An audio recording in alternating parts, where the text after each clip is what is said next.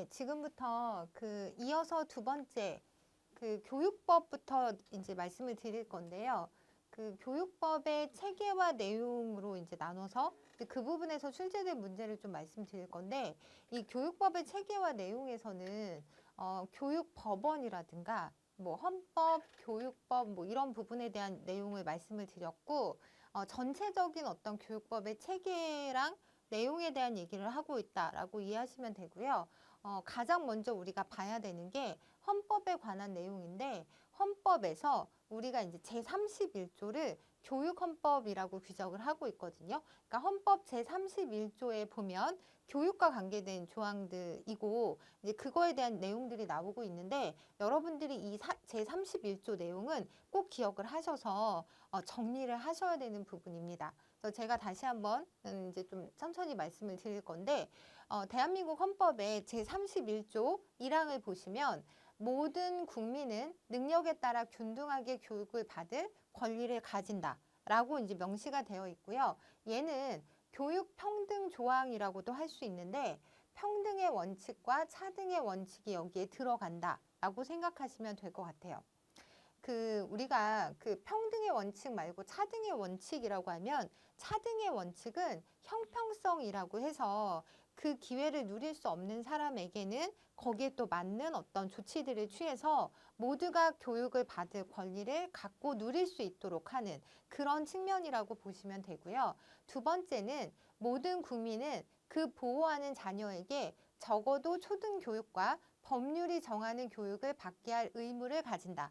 뒤에 헌법 조항이 이제 개정된 사항들로 제가 다시 한번 말씀을 드릴 건데, 원래는 법률이 정하는 교육을이라고 되어 있지 않았거든요. 그런데 이 부분을 초등교육과 법률이 정하는 교육을 받게 할 의무를 가진다라고 바꿨던 이유는, 현재는 중등교육까지 의무교육인데요. 이게 앞으로 다른 이후의 과정도 의무교육에 포함될 수 있다라는 것들을 예정하고 있는 문구다라고 생각하시면 될 것 같아요. 그리고 어쨌든 그러니까 31조 2번 항은 의무교육 조항을 다루고 있는 내용이면서, 이때 의무교육의 주체는 학생이 아니라 학부모다라고 생각을 하시고요.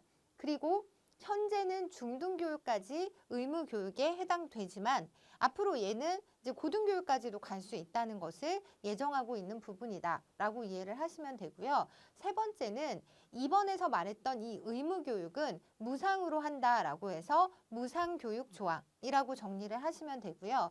네 번째는 교육의 자주성, 전문성, 정치적 중립성 및 대학의 자율성은 법률이 정하는 바에 의하여 보장된다라고 해서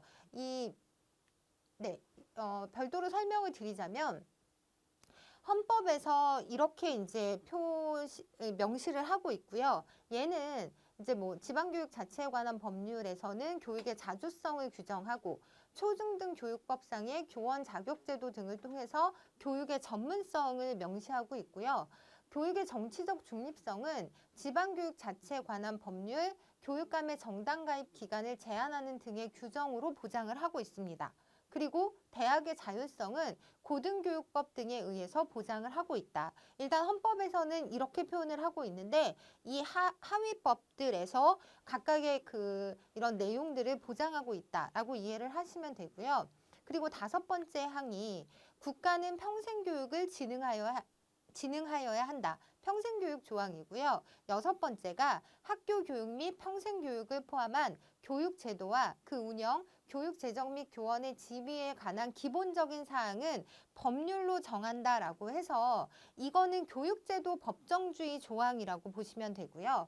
초중등 교육법, 평생교육법, 교육공무원법, 사립학교법, 지방교육 자체에 관한 법률 등이 제정되어 있다라고 이해하시면 될 것 같아요. 그래서 여러분들이 이제 교육법이라고 할 때는 여기서 나왔던 초중등 교육법이나 평생교육법, 교육공무원법, 사립학교법, 지방교육 자체에 관한 법률 등을 따로 알고 계셔야 되는 거죠. 근데 그게 여러분들께서 일일이 하기가 되게 힘드시니까 제가 정리를 해드릴 거라서 이제 제 수업 속에서 같이 정리를 하시면 될 것 있고요. 그래서 여러분들이 어쨌든 대한민국 헌법에서 제31조를 우리가 교육헌법이라고 규정을 하고 있는데 적어도 이 6가지 조항은 각각이 무엇을 나타내고 있는지와 함께 꼭 기억하셔야 된다라고 말씀을 드리는 거고요. 그리고 여러분들 헌법이라는 게 최상위법에 해당되면서 국회 의결을 거쳐서 그 국민 투표를 통해서 이제 개정할 수 있는 부분, 이 부분도 같이 기억하시면 좋을 것 같아요. 그리고 나서 저희 이제 이것과 관련된 문제를 좀 풀어볼 건데 2022년도 지방직 15번 문제였고요. 앞에서 봤던 우리 교육의 중립성 있었잖아요. 현행법상 교육의 중립성에 대한 설명으로 옳지 않은 것은 이라고 해서 1번 교육은 정치적, 파당적 또는 개인적 편견을 전파하기 위한 수단으로 방편으로 이용돼서는 안 된다 라고 하는 것이 옳은 내용이고요. 교원 노동조합은 정치활동을 할 수 없고 교원은 특정한 정당이나 정파를 지지하거나 반대하기 위하여 학생을 지도하거나 선동해서는 안 된다고 규정을 하고 있습니다. 그래서 정답은 4번이었는데 공립학교에서는 학교 운영회의 동의가 있는 경우 특정한 종교를 위한 종교교육 할 수 없는 거죠. 어떠한 경우에도 종교교육을 할 수 없다라고 여러분들이 기억하시고요. 앞에 3가지는 맞는 내용이었다라고 정리를 하시면 될 것 같아요. 네, 그리고 다음 문제는 2019년도 지방직 16번 문제였는데요. 앞에서 우리가 살펴본 헌법 제31조에서 규정하고 있는 교육에 관한 내용으로 옳지 않은 것은 이렇게 문제가 출제될 가능성이 되게 높기 때문에 여러분들이 그 6개 조항을 이제 기억을 하셔야 되는데 일단 균등하게 교육받을 권리 있었죠. 고등학교까지 의무교육 무상화. 그런데 사실 고등학교까지가 아니었잖아요. 중학교까지의 의무교육이었고, 그리고 이제 무상화는 그 다음 문제였기 때문에 이 문제는 2번이 답이었고요. 교육의 정치적 중립성, 교육제도의 법정주의, 법률주의, 이런 거 앞에서 다 봤던 내용이잖아요. 그래서 이렇게 문제가 고등학교까지의 의무교육이 아니라 현재로서는 중등학교까지의 의무교육이다라고 생각하시면 될 것 같아요. 네, 그래서 모든 국민은 초등교육과 법률이 정하는 교육을 받게 할 의무를 진다. 그래서 현재로서는 중학교까지 의무교육에 해당된다라고 꼭 정리를 하시기 바랍니다. 네, 그리고 나서 다음번 문제는 교육법의 주요 원리에 해당하지 않는 것은 이라고 해서 이 교육법이라고 하는 것이 앞에서 살펴본 헌법 제31조를 얘기하는 거거든요. 그래서 거기에 나와 있지 않은 내용을 여러분들이 선택하시면 되는데 법률주의 있었고요. 자주성 존중 있었잖아요. 그리고 기회균등의 원리도 있었기 때문에 이 문제는 2번 효과성의 원리가 이제 해당되지 않는 것이라고 선택하시면 되는 문제였습니다. 네, 그리고 나서 이제 저희가 이어서 교육법의 체계와 내용 관련해서 이제 헌법, 법률 이렇게 해서 내려가면서 좀 알아볼 건데 성문법과 불문법으로 나눌 수 있고요. 법 체계는 성문법에는 헌법, 법률, 명령, 자치법규 이렇게 하위법으로 내려간다고 기억을 하시고요. 헌법, 법률, 명령, 자치법규 이렇게 내려가고요. 우리나라는 성문법의 체제를 근간으로 하고 있다라고 생각을 하시고 이것과 다르게 불문법이라고 있는데 얘는 관습법, 판례법, 조리 이런 형태로 진행이 되고 있고요. 보통 조리라고 하면 사회통념에 반하여 라고 할 때 그 사회통념이 조리에 해당되는 내용이다 라고 이제 이해를 하시면 될 것 같아요. 그리고 이제 저희는 일단 성문법에 대해서 알아볼 건데 성문법의 최고 상위에 있는 법이 헌법이잖아요. 그래서 내용을 좀 볼 건데 헌법은 교육에 관한 최상위 규범으로서 국회 의결을 거쳐서 국민 투표에 의해서 재개정되는 특징을 갖고 있고요. 교육에 대하여 직접 규정한 헌법 조항은 앞에서 우리가 살펴본 제31조 이고 이를 우리가 교육헌법이라고도 하는 거죠. 6개 항으로 이루어져 있고 교육헌법은 하위의 모든 교육법 조항들을 규율하는 최상위 규범으로서 매우 중요하기 때문에 여러분들도 꼭 기억하셔야 되는 부분입니다. 두 번째는 법률인데 입법부인 국회에서 정하는 법을 우리가 법률이라고 얘기를 하고 있고요. 법률 중에는 국제법상 준수해야 할 협정사항을 법률로 제정해서 시행하는 것들이 있거든요. 국가 간 협정사항을 국회에서 법률로 만들어서 국내에서 발효되도록 하는 것인데 이 절차를 우리가 비준 절차라고 하고요. 이는 국제법상의 규정이 국내에서도 통용되도록 하기 위해서 이제 하는 과정이라고 보시면 되거든요. 네, 그래서 국제법상의 어떤 협정 같은 게 우리나라로 들어왔을 땐 법률의 지위에 해당된다라는 걸 이해하시는 게 중요한 것 같아요. 그리고 이제 세 번째 명령에 대해서 얘기를 해볼 건데 이 명령은 다른 말로 시행령, 시행규칙이라고 표현할 수 있고요. 왜 우리 이제 초중등 교육법 하게 되면 초중등 교육법 시행령이라고 하잖아요. 이제 그런 것을 얘기한다고 이해하시면 되고요. 이 시행령이나 시행규칙을 가리키는 명령은 아까 그 법률이 국회에서 만든 법이라면 얘는 행정부에서 만든 법인 거죠.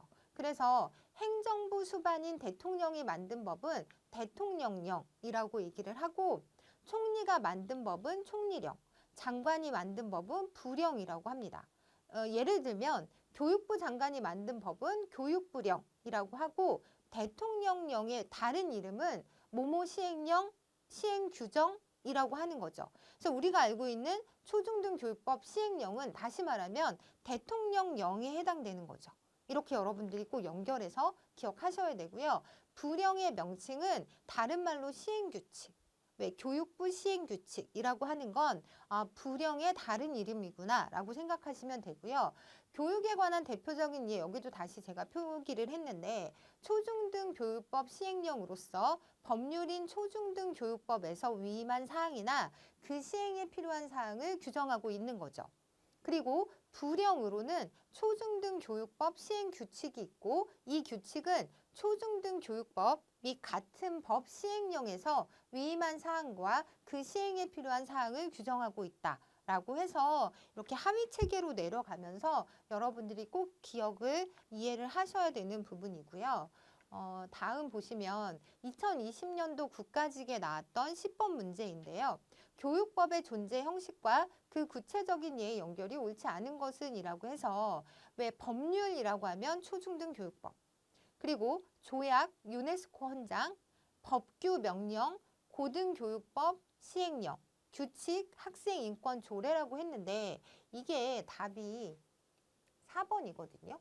그 나중에 보시면 규칙과 조례는 서로 이제 같이 있을 수 없는 항목이라서 규칙하고 조례는 별개로 존재하는 내용이다라고 일단은 기억을 하시고요.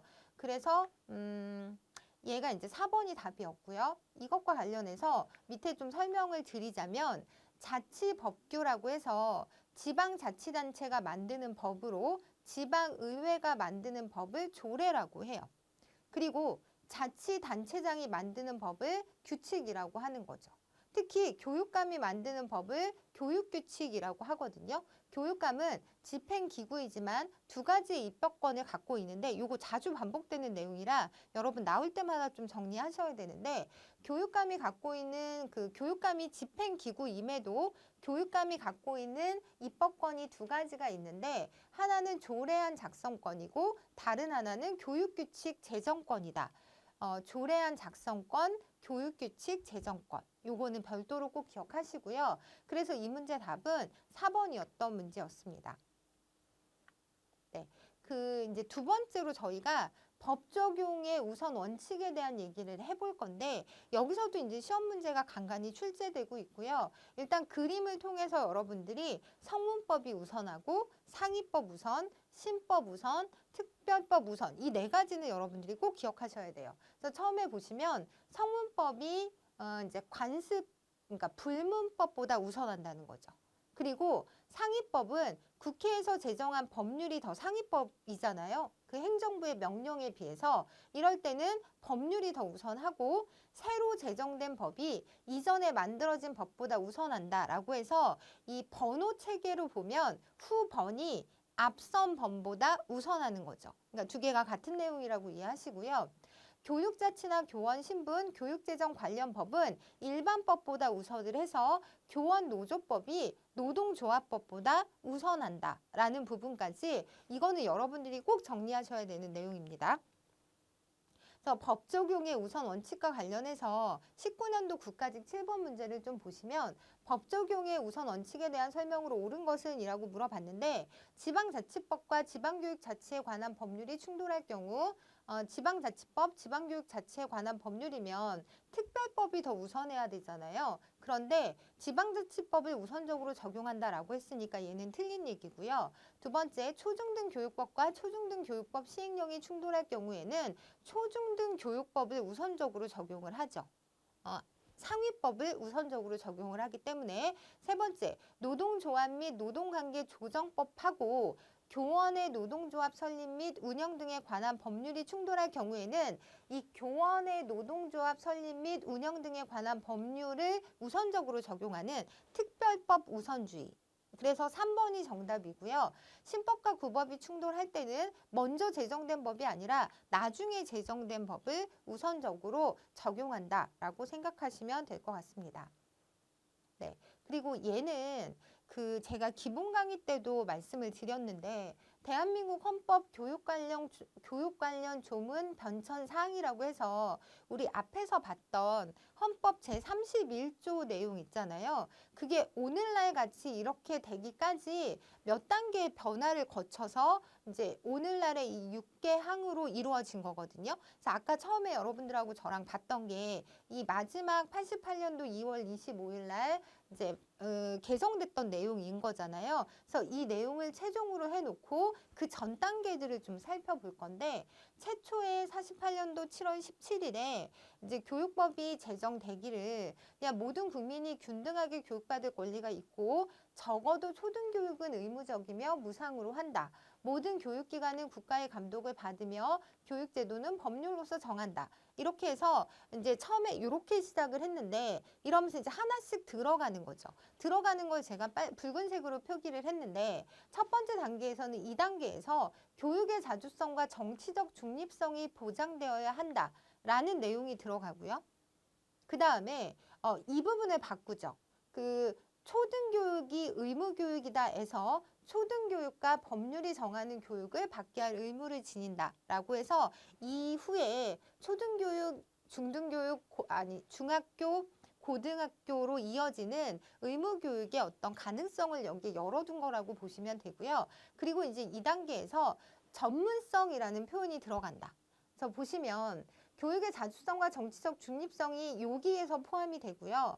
그리고 나서 이 80년대 들어가면 자주성, 정치적 중립성 외에 전문성이라는 표현이 들어가죠. 전문성이 가장 마지막에 들어가는 표현이다라고 생각하시고요. 그리고 80년대 요 개정 때 평생교육진흥 조항하고 그리고 뭐 법률 법률주의라고 해서 이 부분이 이제 좀 세부적인 내용으로 바뀌고 있었구나라는 부분을 좀 기억하셨다가 이제 이후에 문제들이 나오면 여러분들이 적용을 하셔야 되는데 2010년도 국가직 문제 보시면 다음에 제시하고 있는 헌법의 교육관계 조항의 변화를 시기순으로 바르게 나열한 것은 이라고 해서 여러분들 이제 처음에 보시면 앞에 봤던 내용하고 좀 연결을 시킬 건데요. 가장 마지막에 대학의 자율성 보장이 추가가 되거든요. 그래서 일단 처음에는 니은에서 교육의 자주성과 정치적 중립성 보장을 추가를 하죠. 그리고 의무교육의 범주를 법률이 정하는 교육으로 확대를 하잖아요. 그러면서 이제 마지막이 이제 기억인 문제여서 니은 디귿, 리을 기억으로 가는 문제라고 정리를 하시면 될 것 같아요. 그래서 니은, 디귿, 그 다음에 리을 갔다가 기억으로 넘어가는 이 순서를 여러분들이 문제 안에서 확인하시기 바랍니다. 네. 그렇게 해서 이제 다음번 문제도 보시면 이 문제는 이제 무슨 얘기냐면 아까 우리가 지금까지 헌법에 대해서 살펴봤잖아요. 이제부터는 교육기본법에 대한 얘기를 좀 해볼 건데 우리나라 교육기본법 제2조에서 제시되어 있는 교육 이념이 아닌 것은 이라고 되어 있고요. 이것과 관련해서 제가 교육기본법 제2조를 여기 표기를 했는데 우리 교육기본법 제2조 내용을 보시면 교육이념이라고 해서 홍익인간의 이념 아래 모든 국민으로 하여금 인격을 도야하고 자주적 생활 능력과 민주시민으로서 필요한 자질을 갖추게 함으로써 인간다운 삶을 영위하게 하고 민주국가의 발전과 인류 공영의 이상을 실현하는 데에 이바지하게 함을 목적으로 한다라고 되어 있거든요. 그래서 여기에 제시되어 있는 교육 이념이 아닌 것은 이라고 해서 문제가 나오면 여기 사실 창의적 능력을 발휘해야 된다라는 내용은 없잖아요. 그래서 이렇게 연결해서 여러분들이 이 부분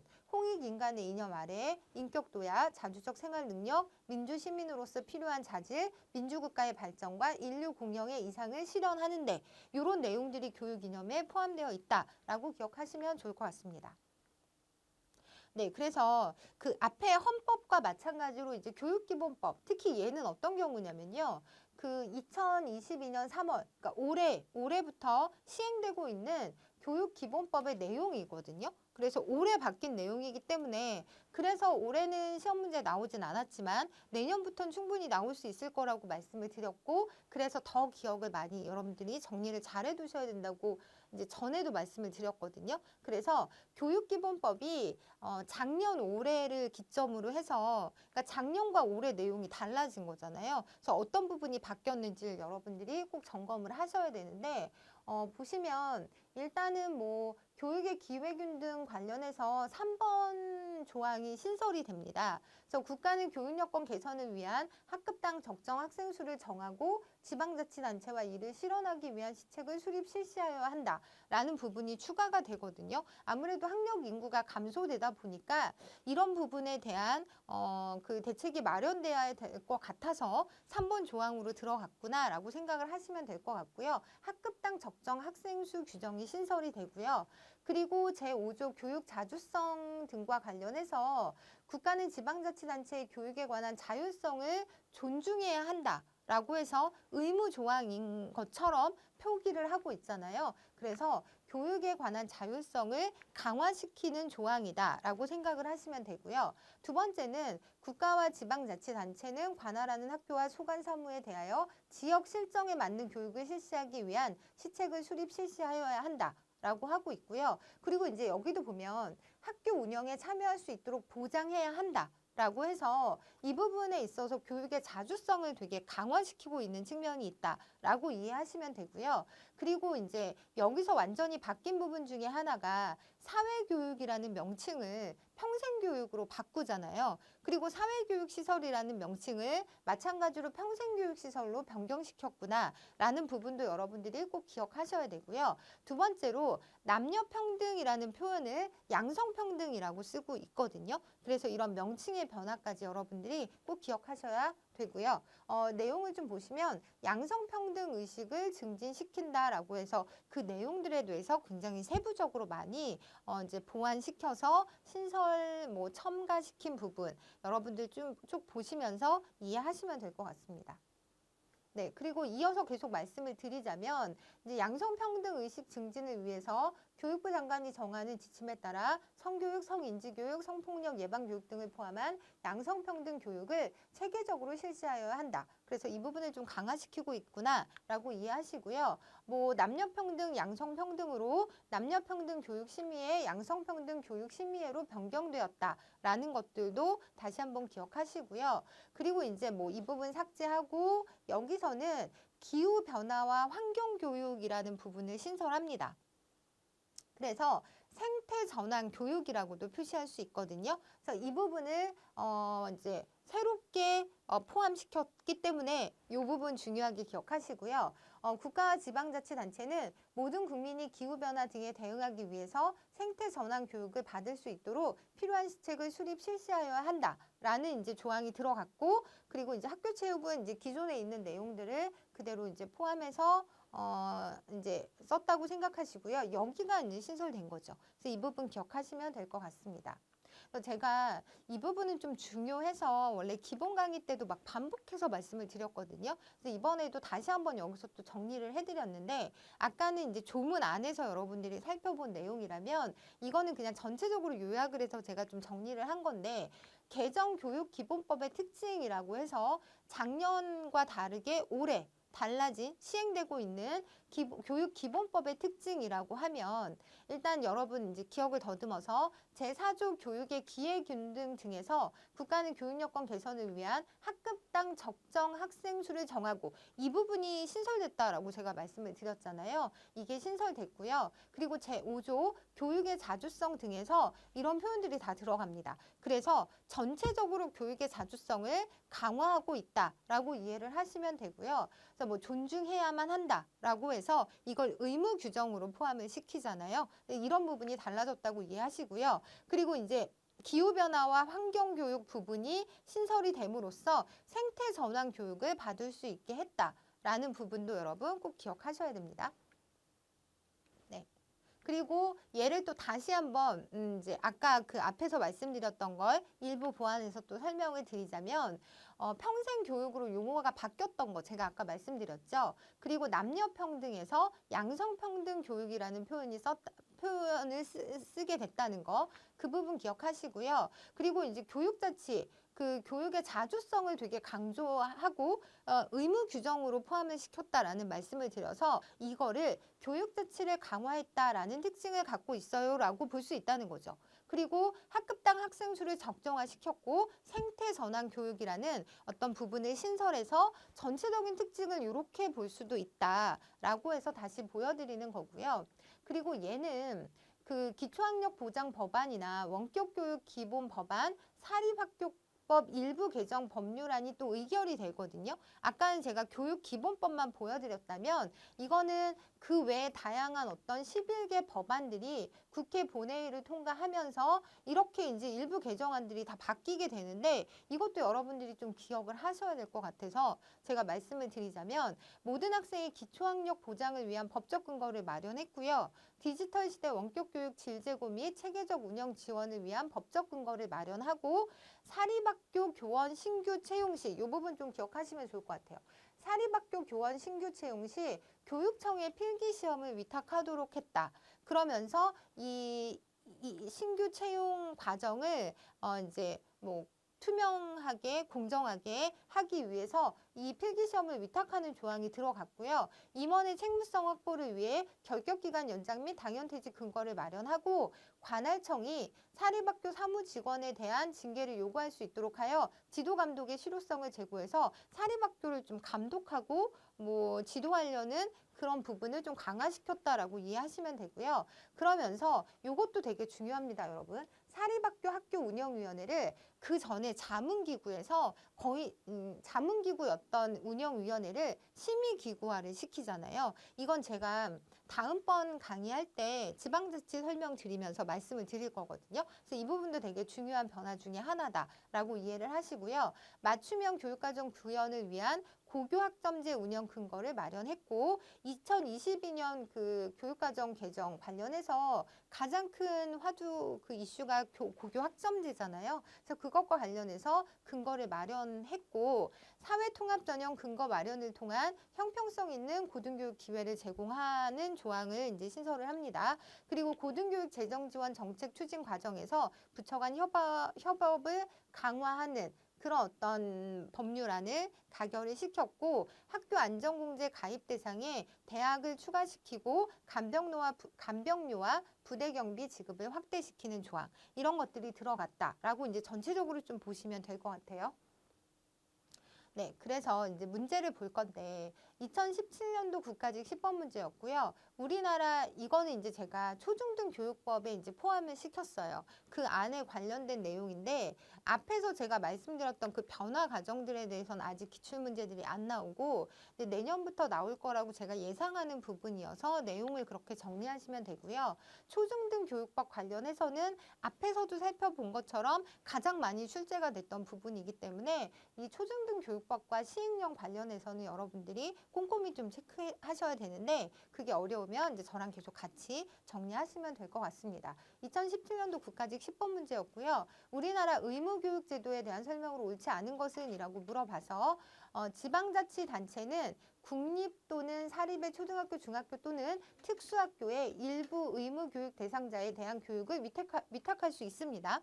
그리고 지방자치단체로부터 의무교육 대상자의 교육을 위탁받은 사립학교의 설립자 경영자는 의무교육을 받는 사람으로부터 수업료와 학교 운영 지원비를 받을 수 없죠. 받을 수 있는 게 아니라 받을 수 없다. 이거 제가 나중에 따로 설명을 드릴 건데, 그래서 이 문제는요, 옳지 않은 것은 이라고 해서 2번이 정답이었고요. 나머지는 다 맞는 내용입니다. 모든 국민은 그 보호하는 자녀에게 6년의 초등교육과 3년의 중등교육을 받게 할 의무를 갖고 있고요.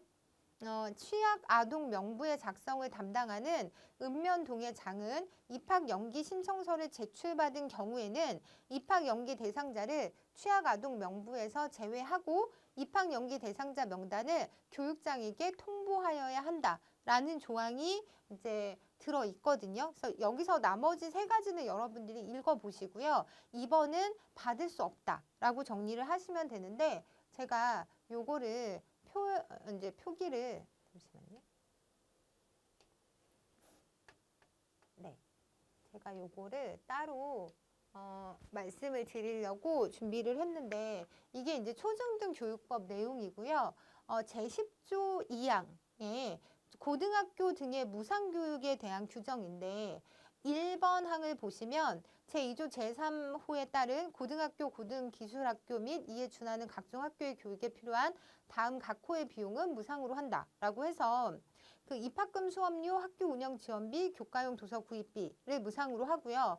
그 다음에 이런 비용들은 국가 및 지방자치단체가 부담하고 학교의 설립자 경영자는 학생과 보호자로부터 받을 수 없다라고 되어 있거든요. 그리고 원래 이제 이 부분이 들어 있었는데 지금 2022학년도잖아요. 그래서 지금은 사실 중학교까지 의무 교육인 상태에서 고등학교 교육도 무상으로 이루어지고 있다. 고등학교 교육은 의무 교육은 아니거든요. 그렇지만 이 조항을 통해서도 아시겠지만 고등학교 교육까지 무상 교육으로 이루어지고 있다라고 기억을 하시면 될 것 같아요. 그리고 2008년도 문제인데요.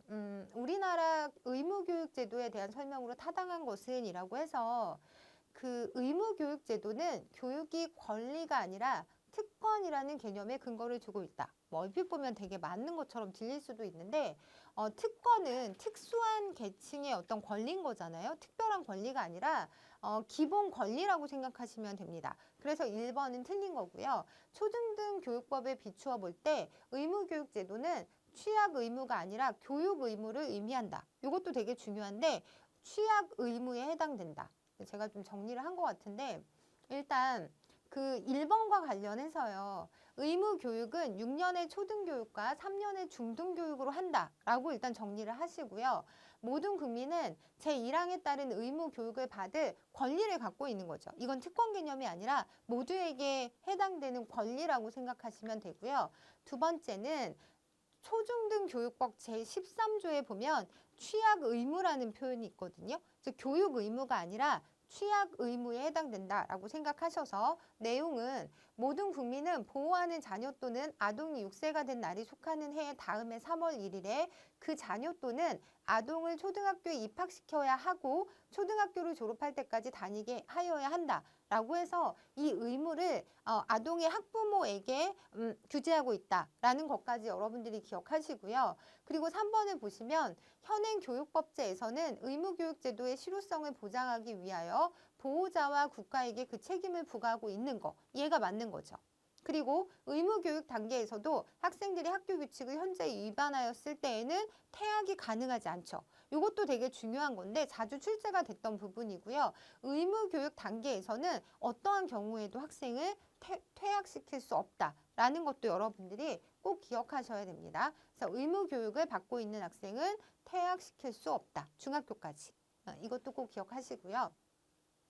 그리고 이제 초중등 교육법에서 세 번째, 학교의 종류 및 각종 학교의 지정과 취소라고 해서 제가 기본 강의 때 이거 좀 정리해 드렸는데 우리나라는 특성화 중학교가 있고 뭐 이제 고등학교도 좀 나뉘는데 중학교에서 특성화 중학교라고 하는 건 교육과정의 운영 등을 특성화하기 위한 중학교라고 생각하시면 되고요. 교육 감히 지정 고시할 수 있고 이 경우에 미리 교육부 장관의 동의를 받아야 한다. 이거 계속 같은 패턴이라고 말씀드렸거든요. 그래서 교육감이 지정 고시할 수 있는데 미리 교육부 장관의 동의를 받아야 한다라고 이제 기억을 하시고요. 학생 선발권이 있고 필기 시험은 치러서는 안 된다라고 이제 기억을 하시고요. 교육감은 법에 의거해 특성화 중학교의 지정을 취소할 수 있는데 이 경우에도 미리 교육부 장관의 동의, 그러니까 뭐 지정 고시, 취소, 미리 교육부 장관의 동의를 받아야 된다. 그리고 얘는 여러분들의 이해를 돕기 위해서 특성화 중학교를 두 가지로 나눠볼 수 있는데 대한교육 특성화 중학교가 있고요. 국제교육 특성화 중학교가 있어서 이렇게 나눠서 이런 학교들이 존재하고 있다라고 이해하시면 되고 어쨌든 이들 학교들은 교육과정의 운영 등을 특성화하기 위한 중학교다라고 생각하시면 되고요. 그 다음에 두 번째는 이제 고등학교를 좀 볼 건데 고등학교는 일반계, 특수목적, 특성화 고등학교라고 나눌 수 있거든요. 근데 얘는 교육과정으로 분류를 한 거예요. 뒤에 자율성을 가지고 분류를 또 하게 되는데 첫 번째는 교육과정 분류를 통해서 이렇게 세 가지 고등학교로 나눌 수 있는 거죠. 보시면 일반계 고등학교는 이게 교육과정을 분류로 하다 보니까 다양한 분야의 일반 교육을 하는 경우를 일반계 고등학교라고 얘기를 하고요. 특수 목적의 고등학교라고 해서 이렇게 나눌 수 있고 얘는 특성화 고등학교라고 표현을 하는데 이 특수 목적 고등학교에 여러분들 아시는 뭐 과학계열 고등학교, 외국어 계열, 국제계열 고등학교가 있고요. 그리고 예술인 양성을 위한 뭐 예체능계 고등학교가 있잖아요. 근데 여기다가 산업계 수요에 직접 연계된 맞춤형 교육과정을 운영하는 고등학교로 우리가 알고 있는 그 마이스터교라고 하는 게 여기에 포함된다라고 기억을 하시고요. 그리고 이쪽으로 가면 우리가 그 예전에 뭐 실업계 고등학교 뭐 이렇게 표현했던 부분 그 특성의 직업에 속하는 학교가 여기 들어있다고 보시면 돼요.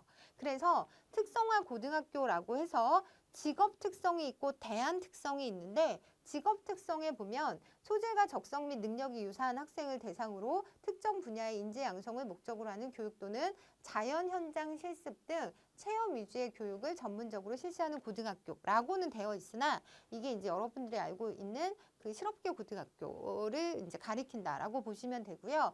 이제 대안적인 특성화 고등학교라고 해서 공교육의 문제점을 보완하고자 학습자 중심의 자율적인 프로그램을 운영하도록 만들어진 종래의 학교 교육과는 다른 대안교육.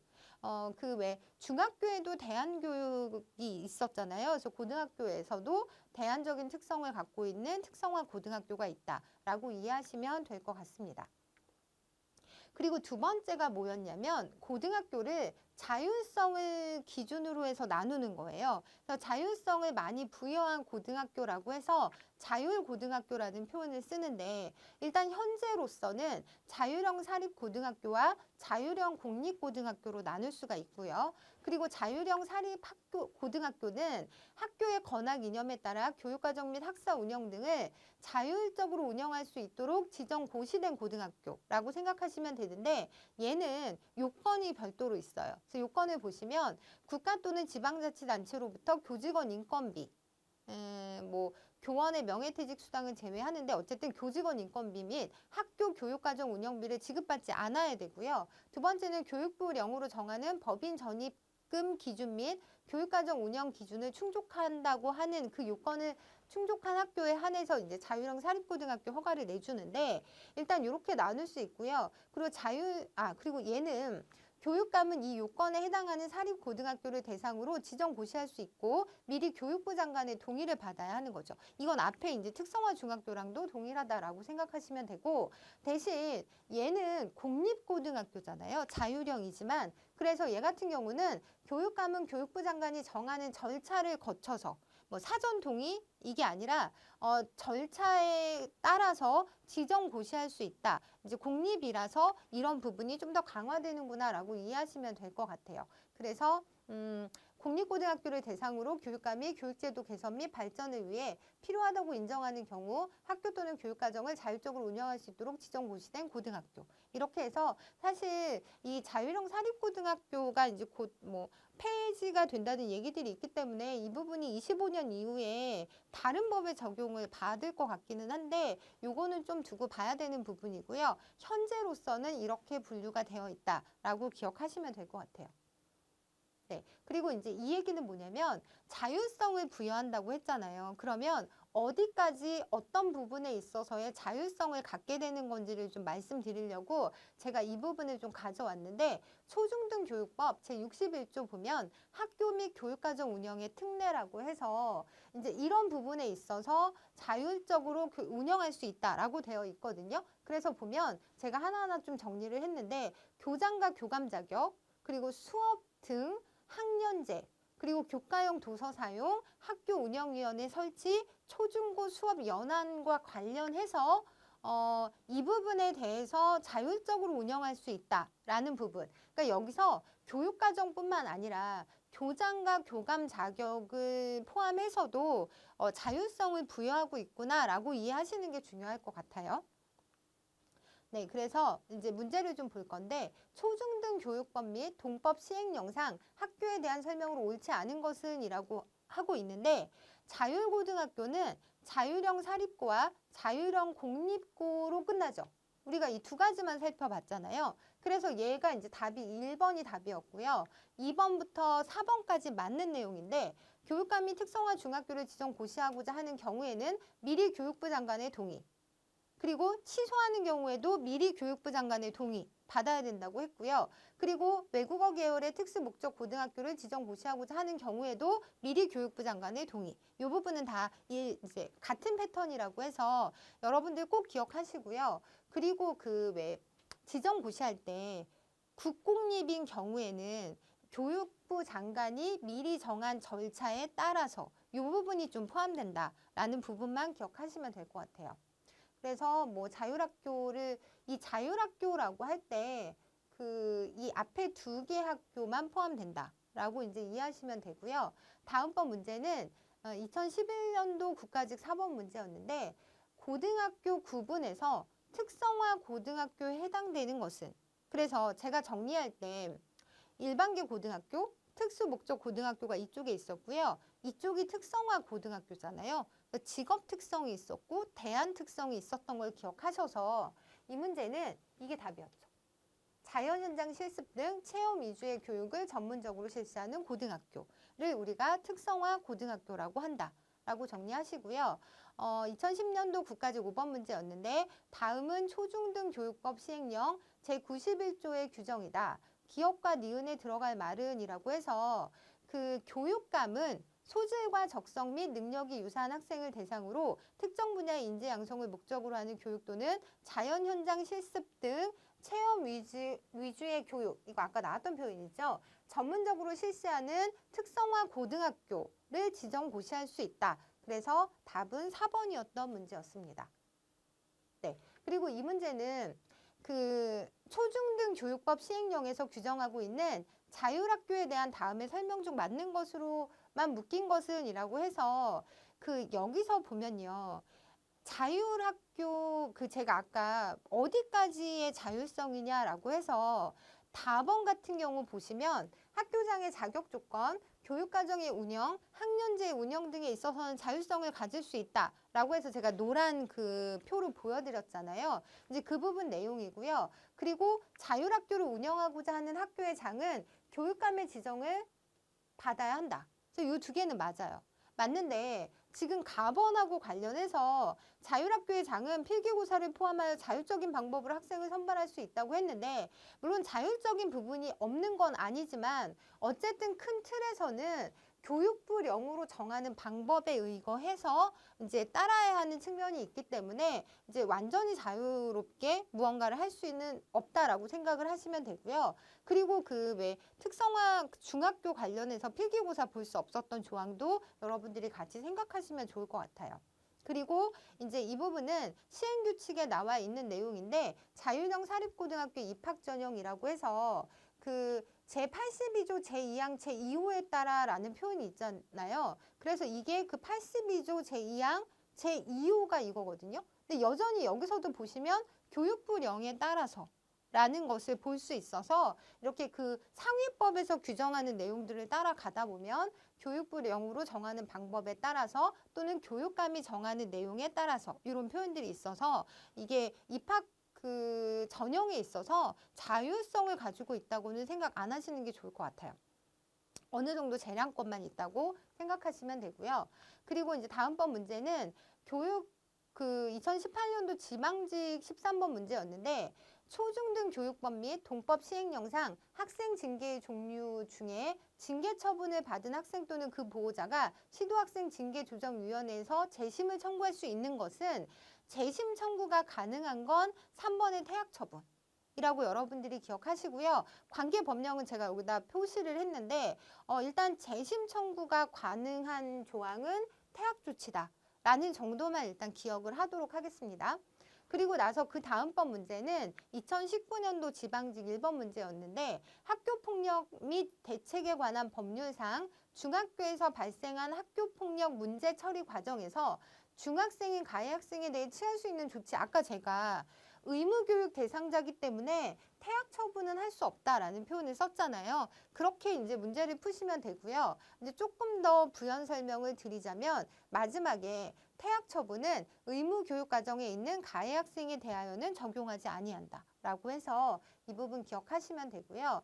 다음번 문제는 이제 학교폭력 예방 및 대책에 관한 법률상 내용으로 옳은 것은 이라고 해서 일단 이 문제는 뭐 쉽게 찾을 수는 있었어요. 학교폭력 가해 중학생의 경우 퇴학 처분이 가능하지 않죠.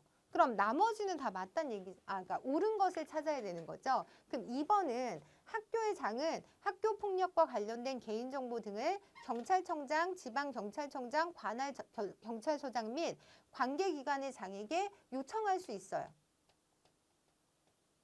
요청할 수 있고, 그리고 교육감은 학교 폭력의 실태를 파악하고 학교 폭력에 대한 효율적인 예방 대책을 수립하기 위하여 학교 폭력 실태 조사를 연 2회 이상 실시하여야 하고요. 교육감은 학교 폭력 대책 자치위원회가 처리한 학교의 학교 폭력 빈도를 학교의 장에 대한 업무 수행 평가에 대한 부정적 자료로 사용할 수 없다. 라고 해서 이 문제는 3번이 정답이었던 문제였거든요. 그래서 보시면 그 마지막 그 교육감의 임무 5항 제11조 그 학교폭력 예방 및 대책에 관한 법률 안에 들어가서 보시면 이 4번과 관련해서 교육감은 업무 수행에 부정적 자료로 사용할 수 없다라는 조항이 명시되어 있기 때문에 이 부분 여러분들이 꼭 기억하셨으면 좋겠습니다. 네, 그리고 이 3번은 이게 정답이긴 했는데 이 부분도 제11조 교육감의 임무 8항에 보시면 학교폭력 실태를 파악하고 학교폭력에 대한 효율적인 예방대책을 수립하기 위하여 학교폭력 실태 조사를 연 2회 이상 실시해야 한다라고 규정이 되어 있거든요. 그래서 이 부분 꼭 기억하시면 되겠습니다. 네, 그리고 얘는 이제 교육감의 임무라고 해서 그 학교폭력 예방 및 대책에 관한 법률에 보면 좀 나와 있는데 부연 설명을 좀 드리자면 11번 항을 보시면 교육감은 관할구역에서 학교폭력의 예방 및 대책 마련에 기여한 바가 큰 학교 또는 소속 교원에게 상훈을 수여하거나 소속 교원의 근무 성적 평정에 가산점을 부여할 수는 있는 거죠. 그러니까 부정적 자료로 쓰면 안 되지만 이렇게 가산점이나 뭐 좋은 행동에 대해서는 뭐 평가에 어떤 유리하게 이제 해줄 수 있다. 이 부분은 기억하시고요. 12항을 보시면 제1항에 따라 설치되는 전담부서의 구성과 제8항에 따라 실시하는 학교폭력 실태조사, 제9항에 따른 전문기관의 설치에 필요한 사항은 대통령령으로 정한다. 라고 해서 이 부분 정리하시면 될 것 같고요. 그러니까 시행령이 따로 있다는 거죠. 그리고 학교폭력 예방 및 대책에 관한 법률 제17조에 대해서 좀 말씀을 드릴 건데 여기서도 보시면 가해 학생에 대한 조치로 뭐 이런 그러니까 1번부터 9번에 관한 조치들을 취할 수 있다는 거죠. 그래서 보시면 교육장에게 요청해야 하고 각 조치별 적용 기준은 대통령령으로 정한다. 다만 퇴학 처분은 의무교육 과정에 있는 가해 학생에 대하여는 적용하지 아니한다. 라고 되어 있고요. 여기서 좀 볼 게 있는데 제1항에 따라 심의위원회가 교육장에게 가해 학생에 대한 조치를 요청할 때는 그 이유가 피해 학생이나 신고 고발 학생에 대한 협박 또는 보복 행위의 경우에는 이 부분 기억하시면 될 것 같아요. 같은 한 각호의 조치를 동시에 부과하거나 조치 내용을 가중할 수 있다라고 기억하시고요. 그리고 이제 그 다음에 또 중요한 부분이 이렇게 제1항 제2호라고 하면 피해 학생 및 신고 고발 학생에 대한 접촉, 협박 및 보복 행위 금지. 여기서부터 학교에서의 봉사, 사회봉사, 그리고 또 출석 정지, 뭐 이런 처분을 받은 가해 학생은 교육감이 정한 기관에서 특별교육을 이수하거나 심리치료를 받아야 하고요. 그 기간은 심의위원회에서 정한다. 라는 조항이 있고요. 그리고 또 학교의장은 가해 학생에 대한 선도가 긴급하다고 인정할 경우에 먼저 조치를 하고 나중에 심의위원회에 출인을 받을 수도 있다. 라고 이제 기억하시고요. 그리고 이제 뭐 제1항에 따른 요청이 있는 때에는 교육장은 14일 이내에 해당 조치를 해야 하고, 그리고 뭐 가해 학생이 그 제1항 제3호부터 제5호까지 규정에 따른 조치를 받은 경우 이와 관련된 결석을 하게 되면 학교의 장이 인정하는 때에는 출석 일수에 포함해서 계산할 수 있다라는 조항이 또 있고요. 그리고 심의위원회는 가해 학생이 특별교육을 이수할 경우에는 해당 학생의 보호자도 함께 교육을 받게 한다. 보호자도 함께 교육을 받는다라는 부분도 기억하시고요. 그리고 전학을 간 이후에는 다시 전학 올 수 없도록 하여야 한다라는 조항들이 마련돼 있다라고 이제 보시고, 이런 부분들은 여러분들이 그냥 나올 때마다 쭉 읽어보시면서 중요한 부분을 반복적으로 계속 지금 당장 한 번에 외운다기보다는 이제 점차적으로 기억해 나가는 것도 중요할 것 같습니다. 네, 그리고 나서 이제 마지막으로 저희가 알아볼 게 공교육 정상화 촉진 및 선행교육 규제에 관한 특별법인데요. 여기서는 이제 그 선행교육 규제에 관한 특별법에서 금지하는 행위에 포함되지 않는 거, 약간 제외 규정이라고 보시면 되거든요. 그래서 여기서 문제는 3번이 답이었어요. 영재교육진흥법에 따른 영재교육기관에서 학교교육 과정의 범위와 수준을 벗어난 내용으로 영재교육은 실시할 수 있다는 거죠. 그래서 보시면 선행교육 규제에 관한 특별법에서 적용의 배제라고 해서 여러분들이 요거 기억하시면 될 것 같은데, 방금 우리가 살펴봤던 영재교육진흥법에 따른 영재교육기관의 영재교육 가능하고요. 초중등교육법에 따른 조기 진급 또는 조기 졸업 대상자에게 교육하는 경우 가능하고, 3번에 보시면 체육예술교과, 기술가정교과, 실과 제2외국어, 한문교양교과, 전문교과에 대해서는 가능하다고 보시면 되고요. 초등학교 1학년과 2학년의 영어 방과후 학교 과정, 이것도 가능하다라고 보시면 될 것 같아요. 그래서 이 5가지 그 4가지 항목에 대해서는 특별법에 적용해서 배제된다 라고 이해하시면 되는 부분이고요. 이렇게 해서 저는 지금 교육법까지 정리를 해드렸어요. 그리고 나서 다음 시간에 교육재정 관련해서 지방교육자치법 그리고 장학까지 해서 마지막 부분 정리해서 드릴 테니까 그때 다시 뵙도록 하겠습니다. 감사합니다.